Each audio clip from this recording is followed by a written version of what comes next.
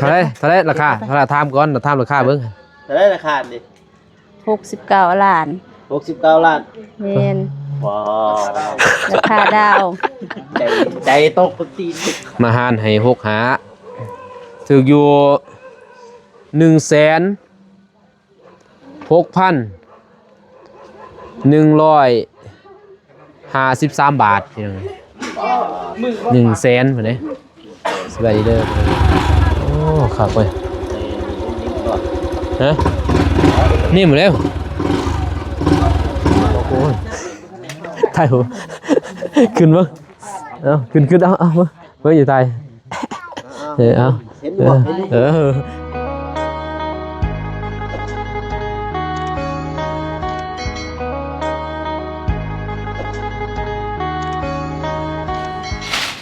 พี่น้องเอ้ยเปิดภาพมาบานนี้บ่โตมืดค่ำมาดิอยู่เด้อเดี๋ยวตื้อเบาโกยังทันเมื่อบานนี่สบายดีเด้อพี่น้องเด้อยังทันกลับพี่น้องเอ้ยเนาะมีข่าวดีเพิ่นน่ะก็เลยบ่กลับจักเทื่อเบิ่งข้าวดีก่อนแล้วเนาะเบิ่งข้าวดีก่อนโอ้พี่น้องเอ้ยเนาะข้าวดีพี่น้องเอ้ยแม่ยังข่าวดีเด้อยากได้บ่อยากได้เลย มันเก่าแห้งแล้วเนาะตอนเนาะมันเก่าแห้งแล้วแตกอ่ะเดี๋ยวเบิ่งไปเบิ่งก่อนไปเบิ่งรถบ่โก้ก่อนพี่น้องเอ้ยมันแตกแล้วปี2022เอาไป2022บุญหมดนี่เจอตัวอุบัติเหตุพี่น้องมื้อนั้นเจอเครื่องแท้ตุ้มหลุดติเกือบเนาะรถยามันคนบ่เป็นยาก็หมุนเลยนะกระตาแต่ว่าอันนี้ไปเปลี่ยนใหม่กระตาเขาของแท้อีกเหรอของแท้เนาะเสียมา300,000แต่ว่าตำอยู่หั่นก็บ่ได้เสียไปมันเฮาเจ็บไปตำใหม่ไปเสียเงินซื้อต้นแป้งนี่อีกเนาะไปเสียแต่ว่าเฮาเลยเจ็บไปบ่ได้ทางมาทางนี้บัดนี้พี่น้องเอ้ยปาโต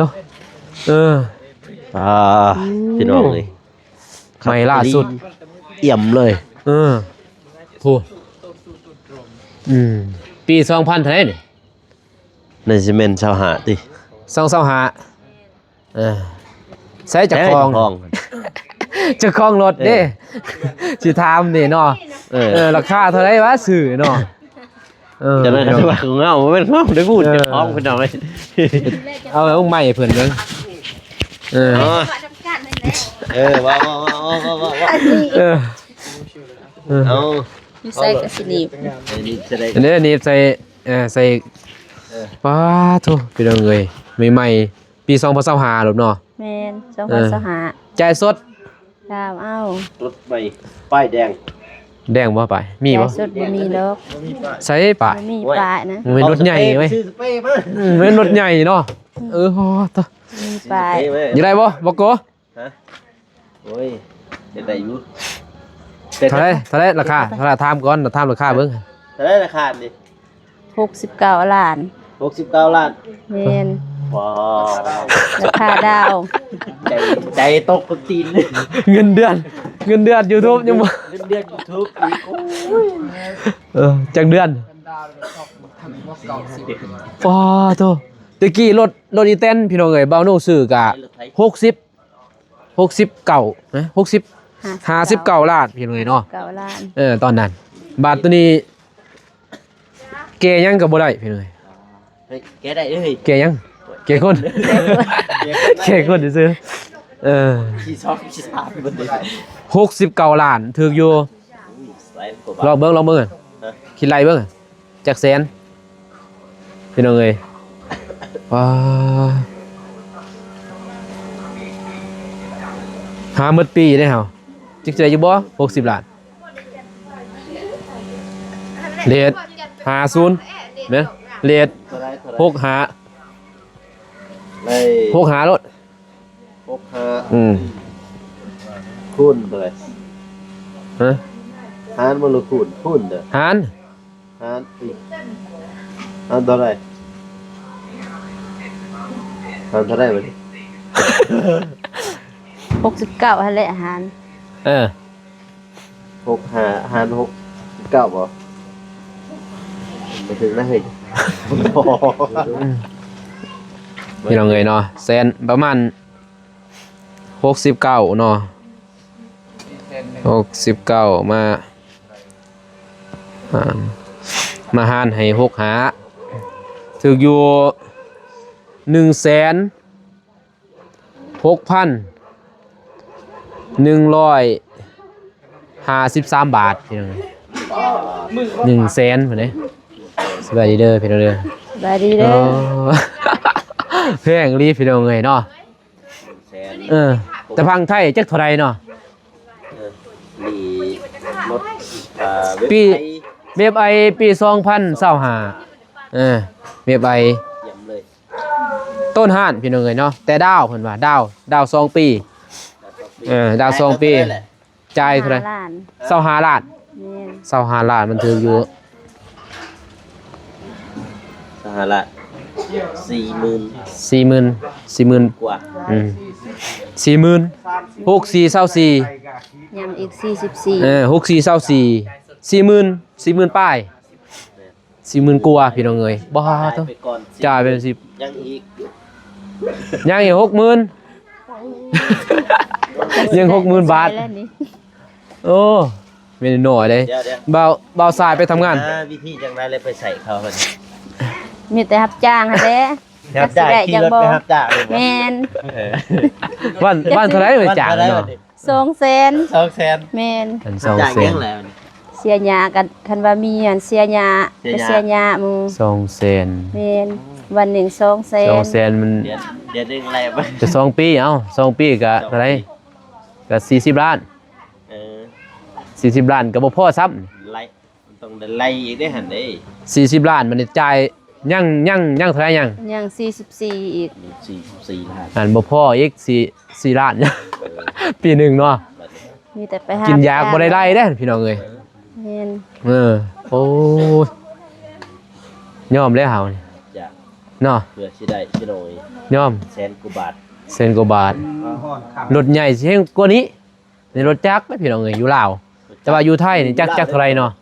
ให้ FC คอมเมนต์มาในพี่น้องเนาะว่าอยู่ไทยในเว็บ ไอ I 110ว่าปี2025ราคาเท่าไหร่พี่น้องเอ้ยเนาะแต่ว่าอยู่พังลาวเฮานี่ถืออยู่106,000เนาะ106,000พี่น้อง106,000กว่านี่แหละตัวนี้เพราะว่ามันอยากเข้า70ล้านเด้แม่น1ก็ถืออยู่60แล้ว60ปลายแล้ว65เนาะ65ล้านแล้วพี่น้องตัวนี้มัน70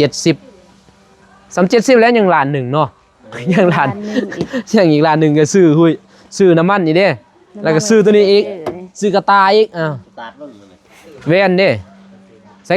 กระแจเด้ ไปเจ้น้ำเจ้าแล้วอันนี้ เซ็ตบาทนี่เมื่อวานเอารถคอยแล้วว่าแจน้ำคอยนี่ นั่นโมแมนเด้อพี่น้องเอ้ยรถน้องเด้อพี่น้องเอ้ยรถน้องโอ้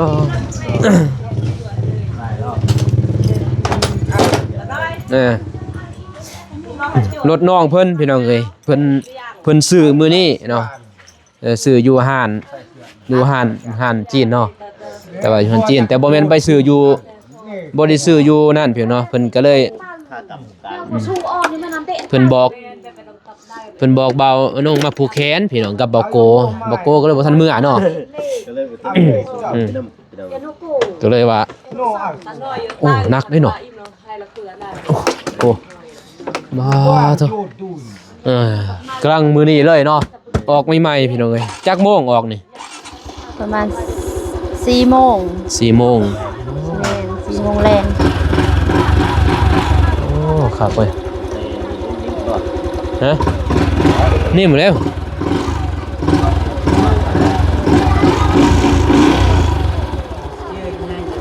กุ้งเตอร์นี่เนาะดิตอนเนาะ บัตรดีเลยเนาะ กำลัง6กิโลตัวพี่น้องเอ้ยปูแขนได้บัดนี้เฮามีพายมีหยัง มันหมดเป็นกระตาก็ ใส่ บ่ได้หรอก บ่ได้หมอดได้นี่แต่ปิดกระแจเอานั่นแหละนี่ สมมุติเขาสตาร์ทหุ้มเลยคือกันกระตา หุงเลยแล้วนี่ นี่เปิดนี่ก็หุ้งเลยนี่อันสตาร์ทไปเลยได้นี่หุ้งเลยแล้วขี่รถนี่ไปเลยนี่หุ้งเลยเลยคิดว่าปิดอ่ะ บ่ปิดแหล้วมันมีที่กรุงเติมมันมีแล้วปิดบ่คือกันหมดน่ะเนาะ คือกันเมืองไฟยัง เพราะว่า ไตเลยบ่นี่น่ะ นั่นนี่เลยแหละแต่ว่ามันก็รุ่นนี้โอ้เจิมข้างแน่บ่นี่ปาโทเจิมแต่วัดอีก นี่เด้เลขสิออกนี่เห็นบ่จะเบิ่งคักเบิ่งนี่มืออื่นได้นี่นี่เห็นบ่เลขได้นี่ โอ้ยพี่น้องเอ้ยว่าน้องบุรินทร์เลขคือเก่าเลยเอาเด้ออยู่ดีมีแห้งบ่ซอได้ไหมบ่ซอเจ้าของไหนไปใส่มาใส่กะตลอดปลอดภัยมีแต่คำมีแต่คูณไปบ่ให้พร้อมให้เพ่เกินว่ามาบ่ให้ของเนาะไปบ่ให้ค่ามาบ่ให้ของเพิ่นไปหอดจอดให้ถึงไปก็ให้ฮอดมากก็ให้ฮอดพี่น้องเอ้ยเนาะเอ้ยพี่น้องเอ้ยรถน้อง แกนดู นะ แกนดู แห้งบ่อยู่ไสแกโอ้แห้งนี่เนาะคำคูณพี่น้องเอ้ยเนาะเซนกว่าบาทไม่น้อยพี่น้องกันหาเงินนี่บ่าวนงหานี่ก็โอ้บ่เคยได้ดอกพี่น้องเอ้ยเนาะ2ปี3ปียังบ่ได้นี่ดาวได้นี่ดาวแล้วแบบนี้เฮามีหนี้แล้วเฮาสิประหยัดบัดนี้สิกินสิยาก็อดเด้ต้องได้หาเป็นหนี้เด้บาดนี้แม่นบ่ มีแต่กิน เป็นหนี้แล้วก้น หารับจ้าง ก้นฮ้อนนะบัดนี้พี่น้อง ก้นฮ้อนมีหนี้แล้วก้นฮ้อนนะบัดนี้พี่น้องเอ้ยเนาะพอเฮาก็เฮาเอามาแล้วแม่นบ่เฮาก็อยากให้มันเป็นของเฮาเลยนะอยากให้มันคำมาคูณเลยแหละพี่น้องเอ้ยเนาะสีขาวเนาะแจ่มเลยมักได้พี่น้องเอ้ยเนาะบ่าวน้องยังมักเบียบอายนี่มักเพราะว่าทางลาวนิยมใส่ลายเนาะเบียบไอ110ไอแล้วก็125เนาะลาใหม่ล่าสุดแต่นี่ก็สิได้ออกแล้วแม่นบ่สิออกใหม่แล้วบัดนี้แต่นาพังลาวย้อนยังแพงย้อนเสียภาษีเข้ามาเนาะเพราะเฮาบ่ได้ผลิตเด้มันเป็นรถนำเข้าเนาะมันต้องแพงพี่น้องเอ้ยเฮาก็ฮู้แล้วว่าแพงแต่ว่าพรได้พี่น้องเนาะเฮาบ่มีเงินเฮาพรเอาแต่ว่าพรราคา จ่ายสดได้สมมุติจ่ายสดเท่าไหร่ จ่ายสด จ่ายสดให้เพิ่นว่า49ล้าน 49ล้าน แม่น ลื่นกัน20เนาะ20นี่ฮะ 19 40กับ7กับ60 19 10ไปล้าน 19ล้าน ว่าสิเข้า 14 40 50 69 20นี่โอ้ย19ล้านพูดบูจ่ายสดแต่ว่าบ่มีเงินพี่น้องเอ้ยก็ค่อยเปลี่ยนค่อยไปเนาะผูกแขนพี่น้องเอ้ยมาบอกโกผูกแขนใส่ให้กระตุ้นมาจับกล้องให้บอกโกเนี่ยเอาพี่น้องเอ้ยอยู่ดีมีแฮงไปใส่มาใส่ก็อย่าให้ขัดไอ้ของเด้มาคำมาคูณพี่น้องเอ้ยเนาะไปตลอดปลอดภัยแหละจำบ่ใบเบิ่งรถหลักแสน บ่มีเงินได้เนาะเฮาต้องให้เงินบ่ เพราะเขาบ่ผูกเงินติ เอาใส่อันนั้นเอา บ่ปลูกเงิน บ่ได้ใส่หยังอีกบ่บ่มีใส่นั่นบ่คือว่าใส่นี่ยังบ่มีเนาะก็ดีกันเนาะก็ดีกันเนาะบ่มีเงิน ก็ดีกันเนาะบ่มีเงินเอาเว้ยมื้อวันเสาร์ 3-4ได้อวยพรติเฒ่าแก่กูเฒ่าแก่ส่วนกาแฟบ่ญาติพี่น้องเอ้ยเนาะ แต่จะสิออกผ่อนจังได๋จะว่าไปฮอดก็ได้ตึง จังหน่อยเป่าโกก็ออก โอ้ยออกแล้วใหญ่เลยเฮ้ย โอ้ยพี่น้องอย่าฟันบ่ฟันดอกพี่น้องเอ้ยเนาะว่าน้องนี่รถใหญ่ไม่ได้น้อยได้เป็นล้านบาทแพงเนาะ ต้นมื้อนี้เลยพี่น้องต้นห่าน สดเลย สดๆร้อนๆมื้อนี้ถือว่าโศกล้นทับเพิ่นพี่น้องเนาะแต่ว่าโศกล้นทับแต่ว่าเป็นหนี้ แต่เป็นดีแล้วเจ้าน้องรถพัดจะเป็นดีเจ้ามีดีแล้วเจ้า โอ้ย คนเฮาคันบ่มีหนี้นี่ จ้างและเสีย บ่แม่นคน หมู่แหละ บ่แม่นว่าอีหยังเกินว่า รับจ้าง บ่ ก็ แม่น จักสิได้จังบ่ โอ้ยสู่ส้นได้อยู่พี่น้องเอ้ยเนาะบ่มีหยังดอกสิเนื้อเกินว่าบ่เนื้อความพยายามเนาะทุกสิ่งทุกอย่างถ้าเฮามีความพยายามอยากได้เฮาก็ต้องเฮ็ดให้มันได้พี่น้องเอ้ยเนาะแต่ว่าได้ไว้ได้ซ่ามันก็แล้วแต่สุขสตาอีกนำหลังถ้าบ่เจ็บบ่เป็นพี่น้องเอ้ยมันก็ได้เฮาหาเกินว่า2ปีแม่นบ่เพราะว่ามันก็เพิ่นก็เฮ็ดสวนแน่เด้มีสวนกาแฟหน่อยหนึงก็บ่หลายพี่น้องแต่ว่าในใจเฮาอยากได้เด้ ดอกเบี้ยมันเนี่ยมันเอาอะไรกัน ดอกเบี้ยนี่ไผแนนซ์แล้วก็ถือไผแนนซ์บ่เข้าไผแนนซ์บ่ได้เข้าติเนาะ รู้จักคือกัน ญาติไผแนนซ์บ่สิบ่เข้าเด้อเนาะไผแนนซ์เนาะ เป็นไล่เบิดเลยจ้ะหั่นคือสิ แต่เป็นรายเงินบาทได้พี่น้องเป็นรายแม่นบ่ แม่นตามเงิน รายเงินบาทเด้ เงินบาทขึ้นก็ไล่ขึ้น ถ้าว่าเงินบาทปีหน้านี่มันขึ้นเพิ่นสิไล่ขึ้นเลยเขาแน่นบ่ว่าแสนกว่าเด้อกันนั่นน่ะ กลัวแล้วเจ้าก ว่าแล้ว 6,000แต่นั้นเขาสิกว่า2อย่าเข้าหมื่นกันว่าปีหน้าเอ้า ตี้ คือเดี๋ยวนี้เนาะถึกอยู่ 1,000 บาทก็ถึกอยู่6,500,000แม่นบ่6,500,000บาทตอนหน้าไปมัน700,000ในเฮาบ่ฮู้แม่นบ่ยังอีก2ปีข้างหน้าเงินมันก็เฟ้อไปเลยเด้ ปี27 28 ถ้ามีเงินเฮาจ่ายเลยปีนี้ก็แล้วเนาะ แล้วไป มันก็บ่ไหลมันแล้วแต่เงินขึ้นเงินลงพี่น้องเอ้ยเนาะทางลาวนี่แบบมันบ่คือตะกี้นี่เฮาจ่ายส่ำใดเงินส่ำใดก็ส่ำนั้นเลยนะเฮาจ่ายแต่มื้อนั้นส่ำนั้นเลย เพราะว่าเขาอะไรเงินกิฟต์ ตะกี้มันไหลเงินกีบ เขาอะไรเงิน บัดนี้บัดนี้ถ้าเงินบาทขึ้นปีหน้านี่ขึ้นสมมุติเฮาสิไปจ่ายเด้สิไปจ่าย25ล้านเนาะสมมุติถ้าเงินบาทขึ้นเฮาต้องได้จ่ายวันที่26นั่นมันก็ขึ้นก็บ่หลายดอกประมาณล้านนั่นแหละประมาณล้านมันยังนี่แหละพี่น้องเอ้ยเนาะก็ดีเลยได้รถพี่น้องเนาะน้องๆเพิ่นสู่ส้นได้รถได้ล่างพี่น้องเอ้ยเนาะ เนาะ โอ้เฮาบ่ฟันเลยเฮานี่แม่นบ่ตามสิได้ ชื่อมือสองเหมือนกันนะ มือซองบ่ มือสอง จักล้านบ่โกเซอร์ 40ต่อเท่าใด38ล้านมีชื่อบ่ 40ล้านก็80,000 60,000 70,000 70,000 ประมาณ80,000 6 8 48บ่หรือ4เท่าไหร่ 38 38ก็30,000 50,000 60,000 66 36เนาะ อะไรทำ60,000กว่า 60,000กว่า แต่เป็นมือสอง มือสอง 2022 ปี 2022พี่น้องเอ้ยรถเบาโกแต่ว่าไปแต่ไปสวรรค์เขตแต่ว่าดีแต่ตอนเพิ่นต่ำรถHyundaiและกดHyundaiดีแต่บ่เป็นหยังรถบ่เป็นหยังดอกรถพี่เฮาแปลงได้แต่คนนี่แล้วเด้กันฟรีฟังทางในเนาะรถดีใจนำเด้อHyundaiรถใหม่แล้วหักษาเด้อบัดนี้บ่ระบัดหักษาอนามัยคือว่า เก็บครับขี่ระวังเด้รถบอกรถใหม่นี่ระวังเด้เว้ยขี่ไปหันไปนี่เฮาเบิ่งกระจอกกระแจ้เนาะอันตรายเด้พอโจรนี่มั่งดีพี่น้องเอ้ยว่าเรื่องรถมันมีใหม่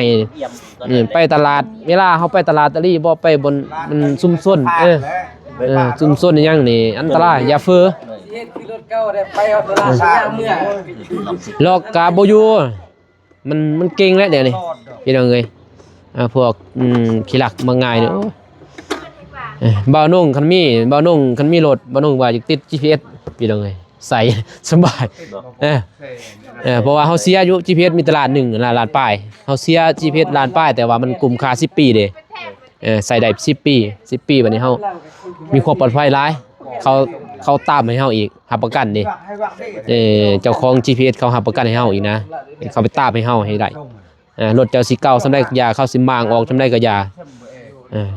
แต่ว่าเข้าสิมางก็บ่ถึงดอกเนาะ24ชั่วโมงฮอดแล้วเฮาทันแล้ว เขาสิไปว่าไสก็3-4ชั่วโมงทันแม่นบ่มันมี GPS สิเห็นเนาะ โอ้ย GPS 24ชั่วโมงเขาก็เห็นแหละแม่นบ่เพราะว่าจะบ่ฮู้เด้ว่าบ่ติด GPS เนาะเฮาบ่ฮู้เฮาคือว่าจอดนั้นเข้าป่าซะดีแท้ใช้ GPS พี่น้องเอ้ยเนาะราคาเป็นแสนกว่าบาท GPS มีแต่ล้านป้ายซื้อมาใส่รถเพราะว่ารถมันราคาแพงเด้เนาะซื้อมาใส่ก็ดีแต่บ่าวนงยังอยากซื้อเลยคันซื้อรถแล้วก็สิซื้อมาใส่ก่อนพี่น้อง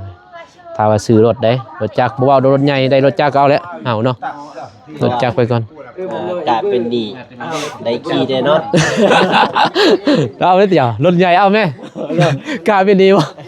ยาเลย ได้ขี่ได้เนาะดีใจกล้าดีเลยใจกล้าได้ขี่ลี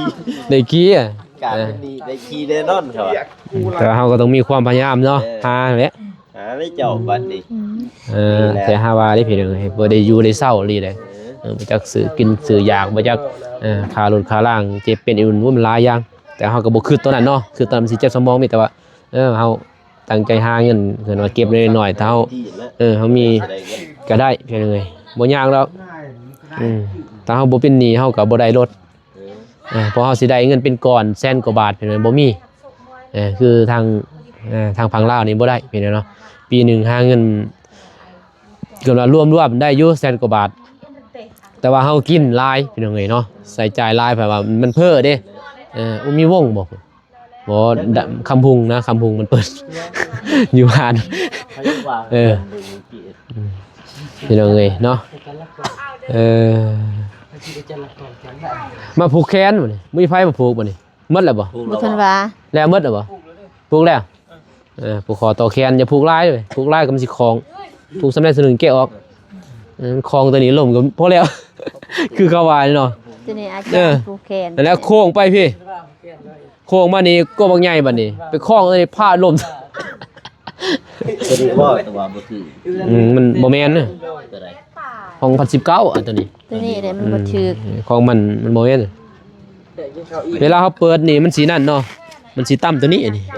ต่ำมันบ่แม่นของมันเวลาเฮาเกิดมันสิต่ำจักลองเบิ่งเอาเปิดเบิ่งหั่นเอามันสิต่ำ มันบ่ถูกเพิ่นงัดอ้าวซื่อๆบางนึงก็ อันนี้มันต่ำ มันจะคุ้งนี่ แต่ต่ำ เศร้าไรเต้พ่นไร นั่นสื่อคือของบอกโกนี่มอในกระต่างไงได้บ่คือกันเด้ผูกห่างต่างกันหมดเด้นี่ปี2019คือรถมอสายนี่รถมอสายแบบนี้ใส่ได้เจ้าปี2025มัน แบบนี้ก็ได้ มันเตี้ยเนาะ แบบคอยก็ได้ดี มัน วางนี่อยู่นี่มันวาง แม่นเลยหั่นได้มันวางนั่นน่ะมันบ่สูงเนาะ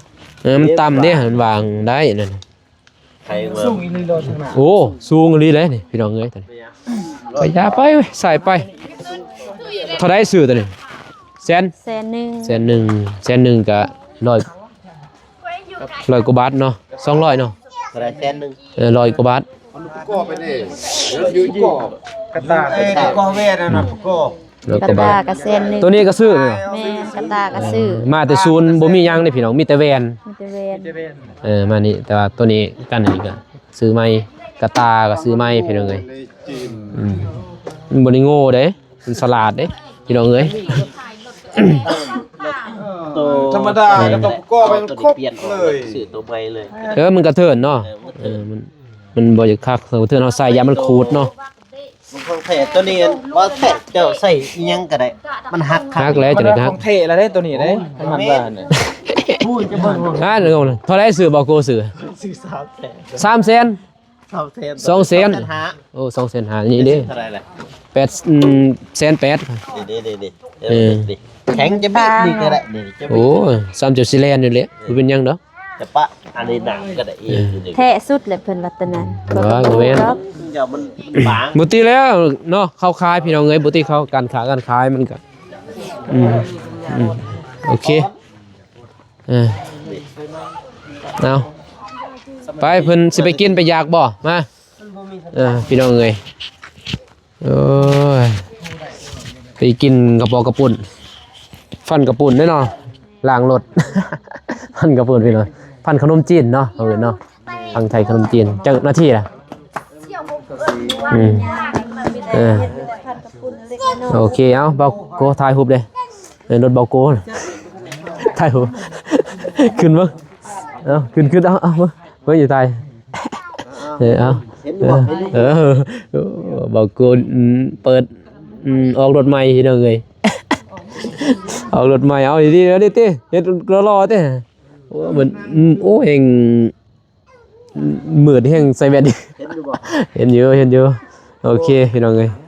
งามเนาะ เห็นหน้าแฟนที่เสี่ยว เห็นอยู่ อ้าวก็แจรถนี่ป้าอยู่นี่ เฮ็ดดีเด้เนาะเก็บเมียนดีเด้อย่าเพ้อนะเขาเนาะเรื่องรถใหม่อย่าเพ้อนะมันบ่ลึงเด้พี่น้อง อันตราย จูงป้า ไหวดีๆอย่างนี้เนาะอย่าเพ้อไปหันไปนี่โอ้ ต่อ โอเคพี่น้องเอ้ยเนาะบ่น้องก็มาถอกมาถามพี่น้องเนาะน้องชายเพิ่นชื่อน้องของเมียบ่าวน้องนั่นแหละพี่น้องเอ้ยเนาะเพิ่นซื้อเพิ่นก็บ่มีรถพี่น้องเอ้ยเนาะบ่าวน้องก็สิยืมเพิ่นแหละ พี่น้องเอ้ยเนาะแสน6,000พี่น้องเอ้ยเนาะ 6,000 บาท 160,000 บาทพี่น้องเอ้ยเนาะเป็นเงินไทยถ้าเป็นเงินลาวก็69ล้านพี่น้องเอ้ยเนาะก็ให้ทาง FC เพิ่นคอมเมนต์เบิ่งว่าทางฝั่งไทยราคาเท่าใดพี่น้องเพิ่นปี2025พี่น้อง BMI 110ว่าเท่าใดพี่น้องเนาะก็มาแสดงความยินดีเนาะเบาโกเนาะทำนำน้องเพิ่นนั่นแหละมีความตั้งใจอยากได้เฮาก็สู้ซนและหาเงินบัดนี้เนาะคือเฮาแหละอยากได้เฮาก็หาเงินเด้หาเงินบ่ได้ก็ดาวเว้ยเนาะ ดาวเนี่ยแต่ว่าดาวต้องมีคำประกันนะว่าจะต้องได้จากเดือนจากปีนะ โอ้ว่าเฮารายได้เฮาบ่เสร็จบาทเงินเดือน YouTube ยังบ่ถึงฮอด200 คือแต่ละบอนนี่คือได้เห็นถ้าดาวนี่เจ้าต้องมีเงินเดือนคำประกัน แม่ ไป น ต้องเงินเดือนอย่างน่ะคือจะเป็นทหารก็ได้จะเป็นทหาร พนักงานเนาะ เป็นพนักงานเจ้าต้องมีใบเงินเดือนเจ้าออกดิ เขาตัดอยู่หั่นเนาะ มันจะสิได้เสื้อมัน เสื้อ ว่าเจ้ามีเงินเดือนแท้จึงเขาจะให้ดาวรถได้ยัง แต่นี่เฮาบ่มีอันนี้แต่เขาก็ยังให้ดาวเด้นี่แต่เฮาเป็นชาวหาชาวหัวชาวสวนเพิ่นให้ดาวเนาะคนจีนเนาะเพิ่นเชื่อมันยังมันบ่ได้เพิ่นก็เมา บ่ได้เพิ่นก็เมาคืน จำมันนั่นบ่ได้ บ่ได้จำยังเลย ว่าบ่ ได้จำยัง แบบถ่ายรูปเฮาแจ๊ดแล้ว ได้ฮู้ซื่อ แบบง่ายๆพี่น้องเอ้ยเนาะแต่ว่าก็แพงก็เรียกพี่น้องเอ้ยเนาะแต่ว่ากันอยู่ไทยก็บ่เกิน80,000เนาะ90,000เท่านั้นแหละ เอาไม่ไม่เลยบ่เอาไม่ไม่เลยบ่ แม่น รถเนี่ยบ่ 40,000 40,000บ่ อยู่ไทย 40,000 แต่ก็ลองเบิ่งให้ เอาเบิ่ง FC คอมเมนต์เบิ่งว่าราคาเท่าไหร่พี่น้องเอ้ยเนาะว่ามันตกถึงเท่าไหร่ทางฝั่งไทยเนี่ยโอเคพี่น้องเอ้ยเนาะคลิปนี้บ่าวนุ่งก็ผู้ยิงลายพี่น้องมายินดีนำน้องเพิ่นแล้วก็บ่าวโกเพิ่นก็มาผูกคอตะแคนนำน้องเพิ่นเลยเพิ่นดีใจนำเพิ่นพี่เนาะได้รถก็มียิงลายพี่เนาะบ่าวนุ่งก็สิปิดคลิปเพียงก่อนเพิ่นเนาะปิดคลิปเพียงเท่านี้ก่อนเว้ามันก็ เหรียญพันกันเลยเนาะ เว้าลายเหรียญพันกันเลยก็มีแต่ให้ FC อะไรพี่น้อยเนาะคอมเมนต์มาเบิ่งว่ามันราคานี่มันสิใกล้เคียงกันบ่พี่เนาะแต่ว่าแท้ๆบ่นุ่งก็คิดว่าบ่ใกล้เคียงหรอกมันนะมันว่ามันเสียภาษีหลาย เบิ่งอันคือเห็นเบิ่งอยู่ในเขาเอาลงมีแต่ 40,000 มันว่า 40,000 เนาะ 47,000 นะ โดยโอเคพี่น้อยเนาะคลิปนี้บ่นุ่งก็สิจบเพียงนี้ก่อนพร้อมพี่น้อยพบกันใหม่คลิปหน้าเด้อมีหยังก็คอมเมนต์มาพี่เนาะว่าราคาเท่าไหร่ก็คอมเมนต์มาพี่น้องอยู่ฝั่งไทยคลิปนี้ขอกล่าวคำว่าสบายดีพี่เนาะไปบ๊ายบาย